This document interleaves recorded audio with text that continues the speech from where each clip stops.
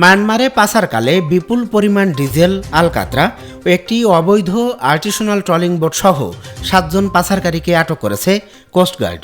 গতকাল 28 মার্চ শনিবার চট্টগ্রামের পতেঙ্গা থানাধীন কর্ণফুলী টানেলের 14 নম্বর ঘাট সংলগ্ন এলাকায় একটি বিশেষ অভিযান চালিয়ে তাদেরকে আটক করা হয়। এ বিষয়ে কোস্টগার্ড মিডিয়া কর্মকর্তা লেফটেন্যান্ট কমান্ডার সাব্বির আলম সুজন বলেন, অভিযান চলাকালীন ওই এলাকায় সন্দেহজনক একটি অবৈধ আর্টিসনাল ট্রলিং বোটে তল্লাশি চালিয়ে অবৈধভাবে শুল্ক কর ফাঁকি দিয়ে মায়ানমারে পাচারের উদ্দেশ্যে বহনকৃত প্রায় 48 লাখ টাকা মূল্যের 1600 লিটার ডিজেল, 3300 কেজি আলকাতরা ও 4টি ডিজেল ইঞ্জিন সহ 7 জন পাচারকারীকে আটক করা হয়।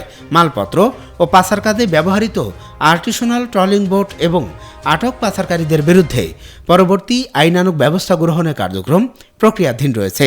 তিনি আরও বলেন, অবৈধ পাচার রোধে কোস্টগার্ড ভবিষ্যতে এ ধরনের অভিযান অব্যাহত রাখবে।